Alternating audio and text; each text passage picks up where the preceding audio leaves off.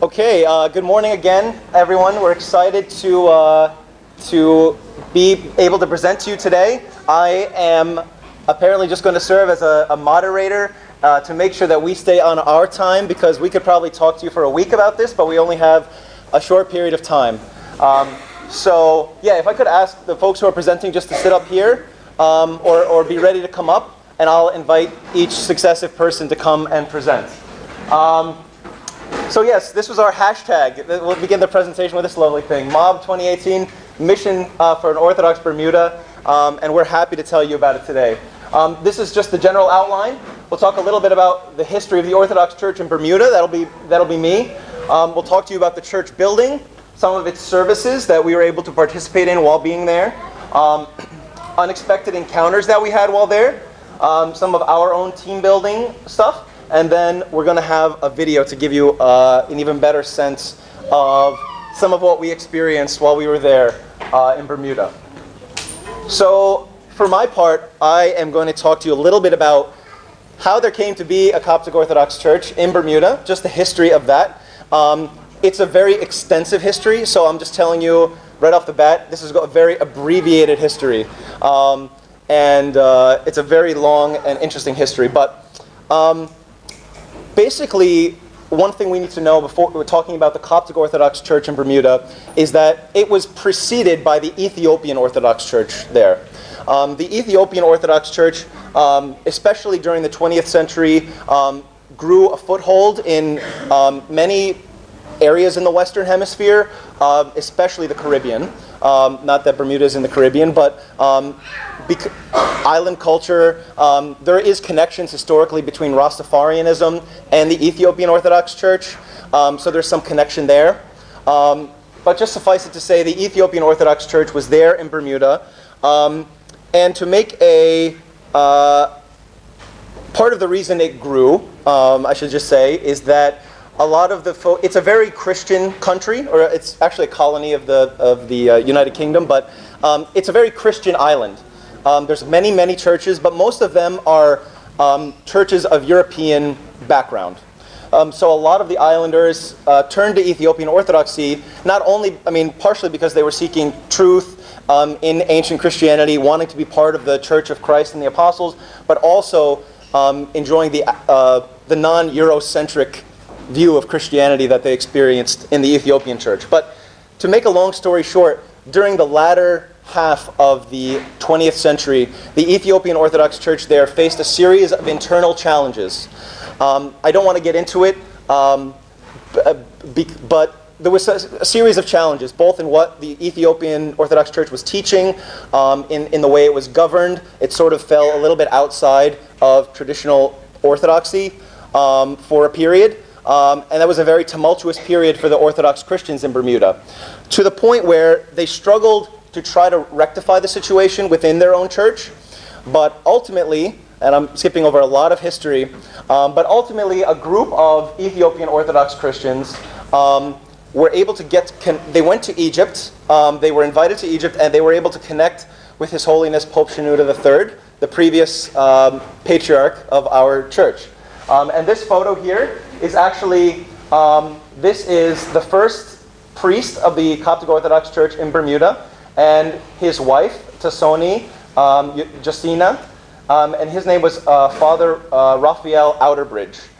He was the first priest of the Coptic Orthodox Church in Bermuda, and this is a scene of them in Egypt on that first initial trip, where they were starting to make connections. So, again, being concise, they eventually found that they couldn't deal with the problems that they were seeing in the Ethiopian Orthodox Church to their satisfaction. So they made connections with the Coptic Orthodox Church, with the Pope, and they requested to begin a church there in Bermuda. So after this, by the way, just so you can see it, and I don't want to go too much into it because some folks are going to talk about it later, but this is actually the biggest Ethiopian Orthodox church on the island. It's sort of a cathedral in a sense. Now, after this, Father Raphael, their original priest, he passed away relatively soon after being ordained for the Coptic Orthodox Church, fairly tragically.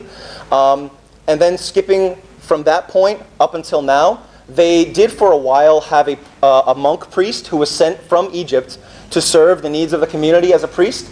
But eventually, several years ago, he had to return to Egypt because of health issues rather suddenly. And since then, they've been without a priest, except for priests who come from the US and Canada to visit them for a weekend and pray liturgy or something like that. So because of that, the lack of, well, partially because of not having a priest and some other factors, the once thriving community of Coptic Orthodox people there has sort of dwindled over the years. It's tough to survive as a church without a clergyman to kind of anchor it. They have done some meetings and spiritual meetings of their own volition, but it's been difficult for them. So just to finish my section, the congregation has dwindled, but because of the difficulty of not having a priest and having to be very self-motivated as a community, those who are left in the community are very passionate and very dedicated Coptic Orthodox Christians. The amount of pride that they have in being Coptic Orthodox is amazing. They all call each other by their baptismal names, and they've all selected what I would call very Coptic, very traditional Coptic baptismal names, like some of the great Coptic saints, like Kyrillos and Athanasius and Macarius or Mercurius. Like, you know, they call each other by their baptismal names almost 100% of the time. So that's a beautiful thing, and they have pride that they're baptized Orthodox Christians. One of the gentlemen actually displays his baptismal certificate in the back seat of his car, or in the back window so everyone can see it. They're very proud to be Orthodox Christians, and specifically to be Coptic Orthodox Christians. I would say their level of pride or of honoring that designation is probably greater than our own, partially because they're almost all converts.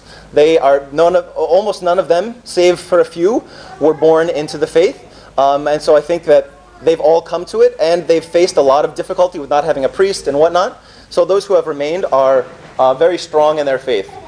Now, that's all I want to say for my section, and I'm actually going to, I've spoken a little bit about what we experienced at the Ethiopian Orthodox Cathedral that we got to visit, but I'm going to invite Therese up to speak for her section. She's going to be talking about the church building for the St. Mark's Coptic Orthodox Church.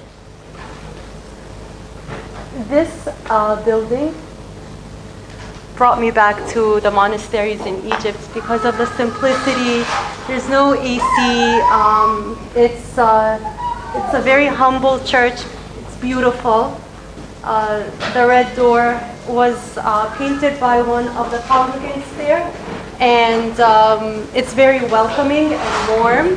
And the icons there, they have a very comprehensive collection of icons from stories about Jesus and his interactions with others to all different types of saints and martyrs from the Coptic church history. I was really impressed by how they integrated culture into the arts by showing the disciples and Jesus more darker skinned and with more African features, and that's something I really appreciate about our church, how it allows for that cultural adaptation. So if you're in Kenya, the icons look like, Kenyan saints, and if you're in China, the icons look Chinese, and I really like that. I also wanted to talk about, I was actually under the assumption that I was talking about the arts in general, not just the building, so I'm going to stick with that. The music there is so beautiful. The members of the church, they harmonize, so it sounds a little different than what we're familiar with here in the US. It's beautiful. They use drums, they use tambourines. Is that? I thought I was talking about the arts, I'm sorry. And I will let Paulette take it from here.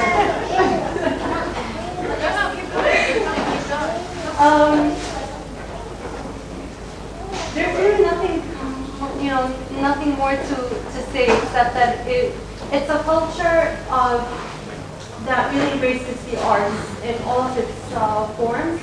It's a beautiful country and it's very inspirational, and you can see it inside of the church. Although it's very simple and humble, it's felt, it's seen, it's heard, and Okay, so the first thing that we noticed as soon as we walked into the liturgy was all the members were wearing white, which is something I guess they took from like the Ethiopian tradition. But it was really beautiful, and that's actually why we're all wearing white today, or we tried to at least. But it was like the men were wearing white like head to toe, the women same thing, head to toe. They were all in white, and it felt like everybody's like baptism day. Like that's what they do like every liturgy. So it was really beautiful, and that's something that we took from that. And then like Trey's was saying, the hymns that they sing, it was the same words, but the way they sung it was so beautiful. They would harmonize. It's like everybody in the church had a beautiful voice. Like you couldn't have a bad voice. So even like when I was trying to sing along, I would like stop singing because I just wanted to hear them. I didn't want to hear my voice. So it was really beautiful. And then they also used the drums in their communion songs, which also you see how joyous they are because they don't get communion like once every 3 months or whatever it is. You can see that it's always a celebration when they're taking communion because it's something that they really long for, and it's basically the essence of our faith. And they were and they were so excited to take it. And you could see like the men would wear, and we actually got to attend the Feast of the Apostles with them, so we did the washing of the feet, and you see that they all wear white, and that's it. And now we'll have Dalel come speak to us about some of the talks and discussions that we were able to participate in with the community.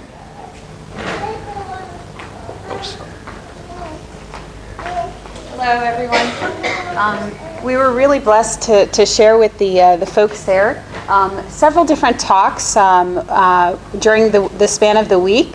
So the very first night that we landed, we went to church in the evening, and we began this series called The Life of Grace. So Buna did a brief introduction, and then a few of us talked about taking them through what it is that a life of grace really entails. So having the sacraments in our lives, having fasting and prayer, how that contributes to being within, giving that kind of contribution to this life with Christ.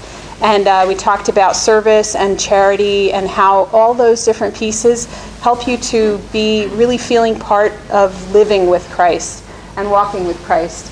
And then we had another day in the week where we did a women's meeting at our little house that we were renting, and we brought all the women together, and it was the first time that they had ever done this kind of activity.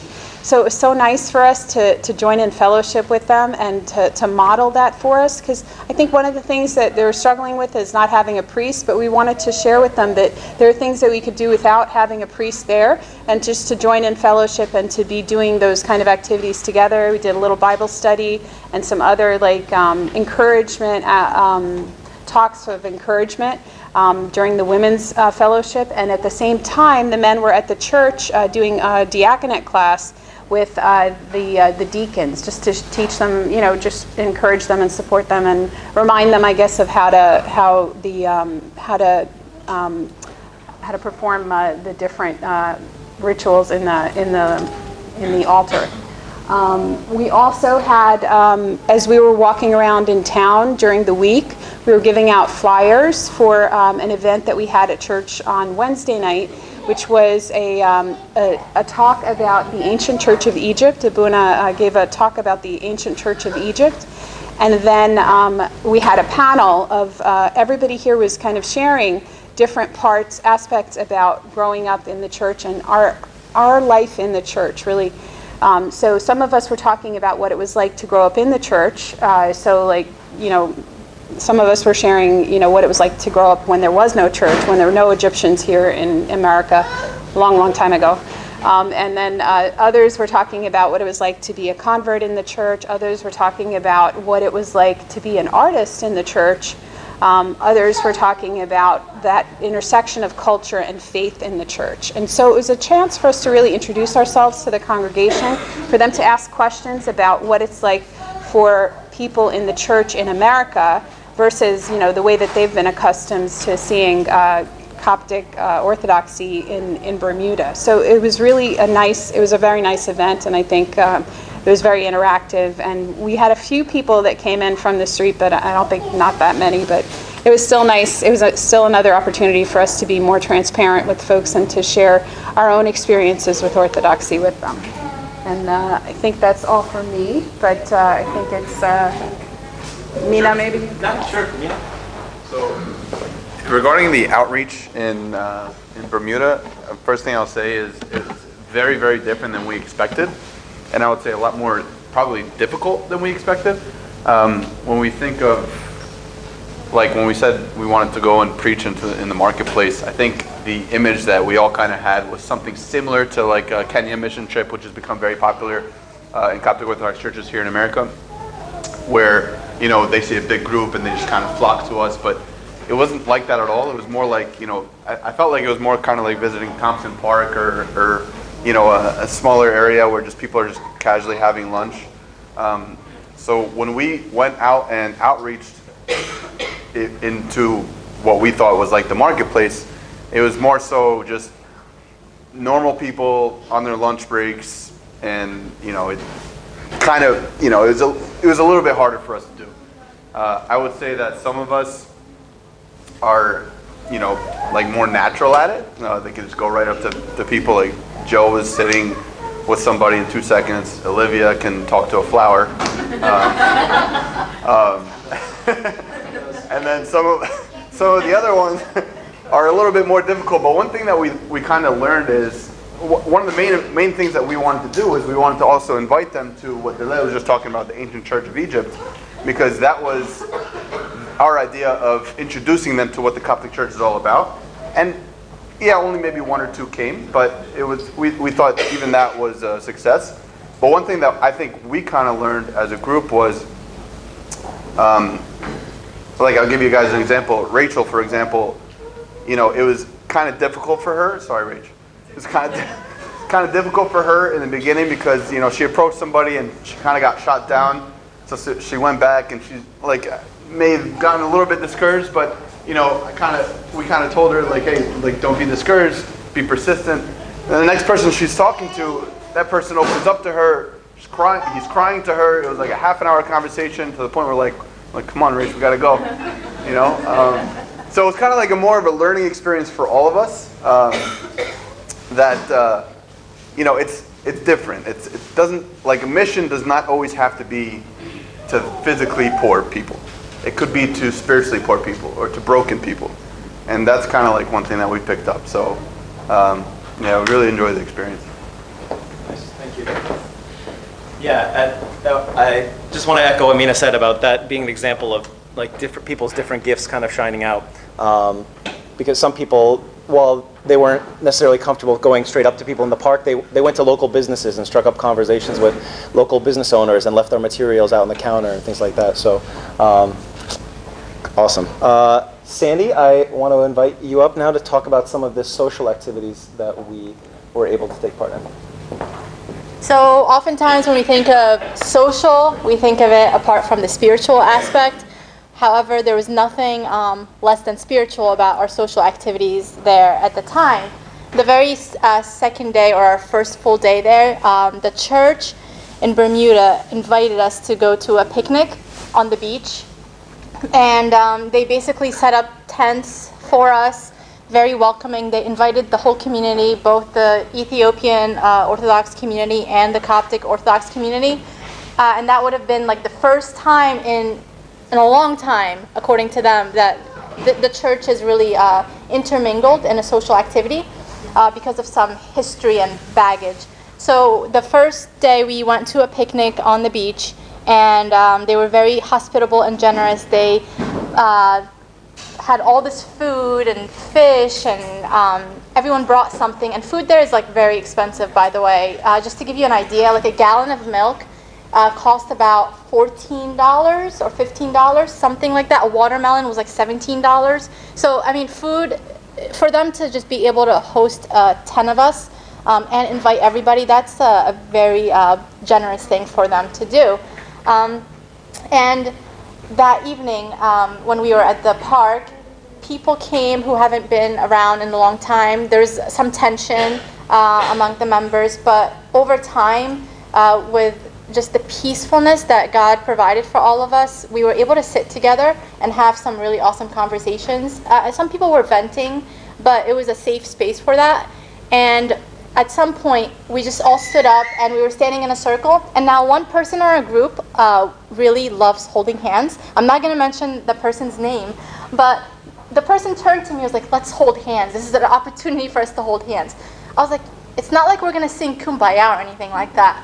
And then a minute later, they just start singing Kumbaya, my Lord.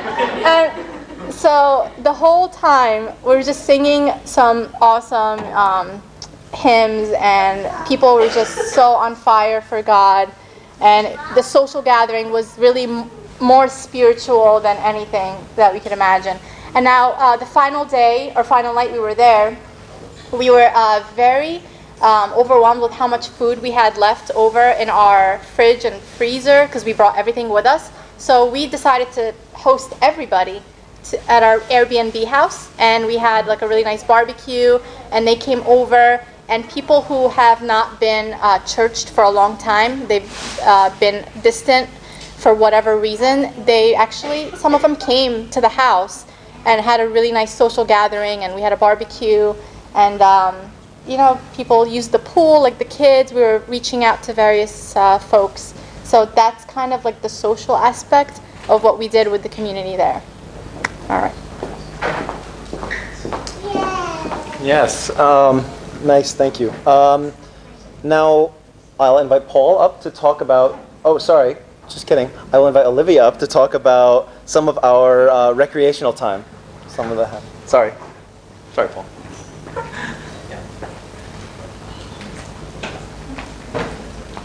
Okay, recreational time. So you know we can't go to Bermuda without having some recreational time, right? So regardless of what we did or where we were, we kept Christ first. We spread His word. We talked to people about Christ wherever we went. And there's about 5 people that stood out. I mean, obviously we talked to more than 5 people, but there's 5 experiences that stood out the most. And I would like to say that being in Bermuda, we met so many people from Jersey. Like, it took us it takes you 2 hours with an hour time difference to find a group of people from Jersey to talk to about Christ. Like, it was so weird. That went up to the group and said, hey, are you Coptic? And the group was like, yeah, how did you know? So it sparked up conversation from there, because as many of you may or may not know, Rutgers has a Coptic or Orthodox community association there. So, with every interaction that we had, whether we were at the beach, whether we were at the cafe, or whether we were cliff jumping, we spoke about Christ. We introduced ourselves. We introduced the church in Bermuda, and also the churches here in New Jersey. So when they come back home, they know they have a spiritual home to go to. One thing I did want to mention was about the Baptist pastor. Sorry, I didn't catch his name, but I did catch his wife's name. Her name was Michelle. They are from Willingboro, which is not too far from here. And one of the things that we discussed was, actually, one of our team members was having a conversation with a gentleman who didn't want to talk about Christ. And he was kind of loud and very anti-Christ, anti-religion, anti-faith. And I will say that the person who was talking to them did very well, was very respectful, did very well. And basically the pastor and his wife were sitting at the cafe listening to this. So with our shirts, I don't know if you guys noticed in the previous pictures, we all had matching shirts on. So they asked us, are we part of a church? What church are we part of? They thought we were Bermudian. And then basically from that conversation, We sat with them and we told them, no, we're from a church in Jersey, we're doing a missions trip out here. And we found out that they're from Willingboro. And one of the services that we talked about to the pastor and his wife were the Trenton services. And they said, we're really close to Trenton. I don't know why we didn't think of doing service there. That's a really good idea. So we actually exchanged information and invited them to come and do service with us one time and see how it would work out. So not only was it important for us to help build relationships between the people in Bermuda, but like also between us. So first we had a schedule for meals, which you could see, that's Mina's beautiful breakfast that he made. So we would have a group of 2 that would make breakfast, lunch, and dinner every day, and then a group of 2 that would do cleanup, everybody's favorite thing. So we, needless to say, I think Sandy's mac and cheese was the best food that we had. But so that was a nice thing that we all did together. Then at night was our probably biggest time that we would spend together, and we had a Bible study together with 1 Samuel, where we focused mainly on Saul, and then we would go through strategizing also.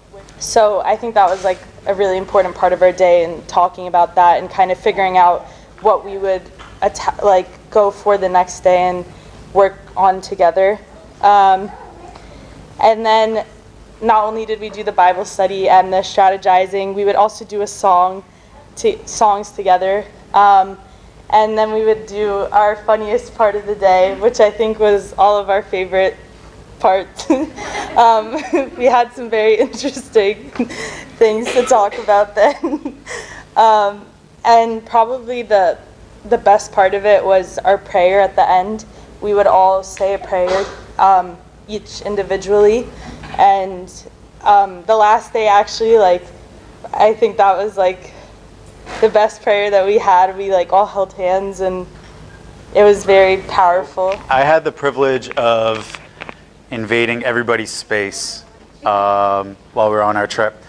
And the invading of the space wasn't that much of a big deal to everybody, because people were opening up to each other, and they were getting deep and serious about why we were there and what we were there for, which was the mission.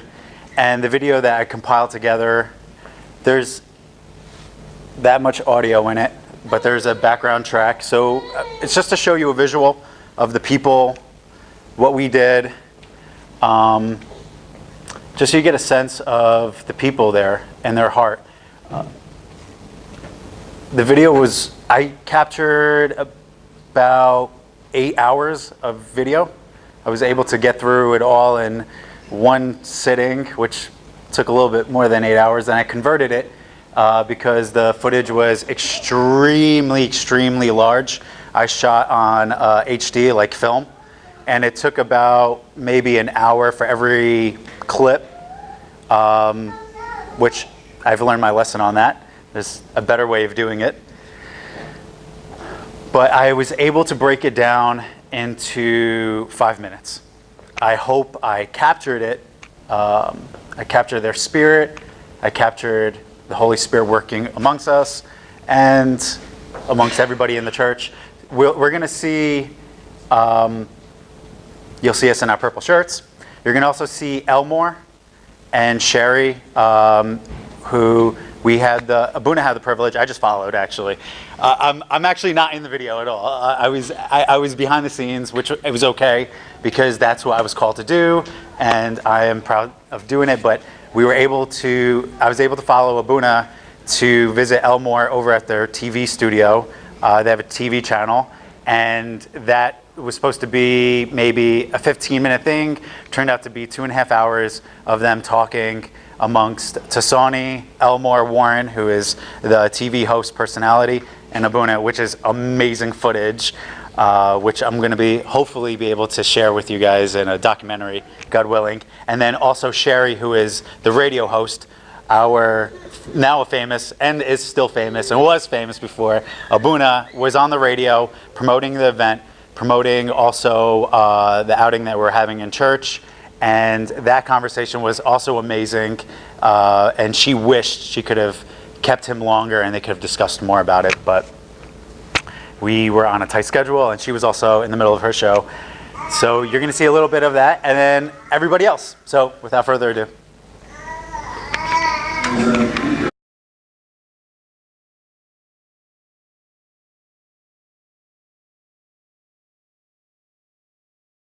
Anianus was saying was that we should, as converts, we should stay in communion with everybody within the Coptic Orthodox Church and all Orthodox churches.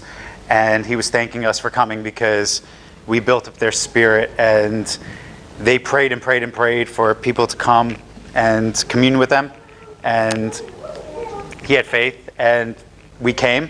And so he's basically saying God heard their prayers, and it was just a blessing. So hopefully we could do it again. So yeah. Just real quick, I don't want to belabor this, and I know there's probably some questions. So if you have questions, we'll have about 5 minutes or so for questions. I just want to personally thank each of you, because I know many of you supported this mission in various ways. Some through your financial gifts, many of you through your prayers, your words of encouragement. So thank you very much, because this mission really, I think, it was very transformative for the community there. And you all sacrificed having all of us here for those 2 weeks. So thank you for your loving sacrifice, your labor of love with your prayers, your financial gifts that really helped support the mission, because, man, that week we were only there for 8 days, but God really did so much, through all of our collective efforts, and His grace, of course, overshadowing all of that. So thank you once again.